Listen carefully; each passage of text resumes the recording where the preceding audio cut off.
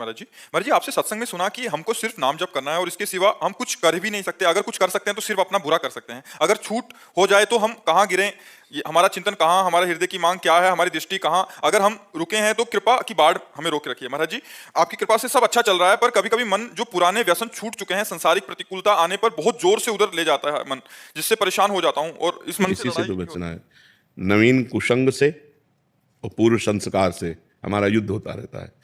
जैसे नवीन कोई हमने दृश्य देखा, कोई बात सुनी, कोई भोग सानिध्य हुआ तो भोगने की इच्छा हुई, नवीन कामना, भोगे हुए भोगों की तृष्णा, यही इससे तो युद्ध होना है।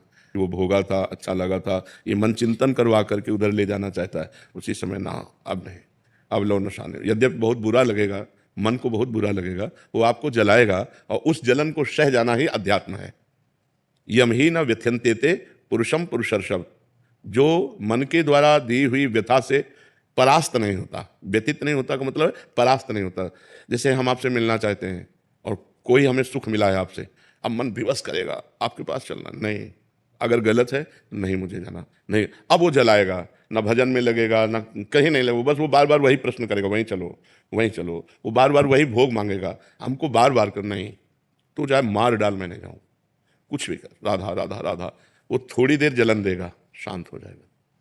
फिर दोबारा जब उठेगा तो पहली बार 15 मिनट जलन दी थी, अब की बार 10 मिनट जलन देगा, फिर 5 मिनट, फिर 2 मिनट, फिर सदा सदा के लिए राधे राधे हो जाएगा। पर इतनी क्षमता रखनी पड़ेगी कि उसके इस वार को सहना पड़ेगा। उसका स्वभाव है प्रमथन, मन को मत डालना एकदम यार सब बाद में देखेंगे, पहले ये खा लेते हैं, पहले ये भोग लेते हैं, पहले ये पी लेते हैं, पहले ये देख लेते हैं। उसका ऐसा स्वभाव है।